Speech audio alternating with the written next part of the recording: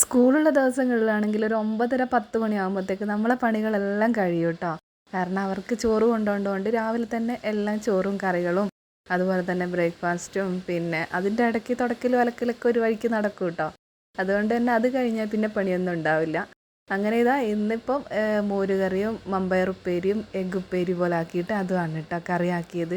ഭാവിക്ക് എഗ്ഗ് വെക്കണ്ടെന്ന് പറഞ്ഞുകൊണ്ട് കുഞ്ഞി പാത്രത്തിൽ മോര് കറി ഒഴിച്ചിട്ട് ചോറിൽ തന്നെ വെച്ച് കൊടുത്തിട്ടോ. അതാകുമ്പോൾ എങ്ങാനും ലീക്കായാലും ചോറിലല്ലേ ആവുള്ളൂ. അങ്ങനെ മമ്പയർ ഉപ്പേരിയും പിന്നെ മോര് കറിയും ഭാവിക്ക് ആക്കി കൊടുത്ത്. ഇനി ഷാലുവിന് ചോറിൽ തന്നെ ഉപ്പേരിയും അതുപോലെ തന്നെ എഗ്ഗ് ഞാൻ മുളക് പൊടിയും മഞ്ഞൾപ്പൊടിയും കുറച്ച് ഗരം മസാല ഇട്ടിട്ട് നമ്മുടെ ഉപ്പേരി പോലെ ഒന്ന് ചിക്കി എടുക്കൂലേ, അങ്ങനെ ആക്കി. പിന്നെ മമ്പയർ ഉപ്പേരിയും.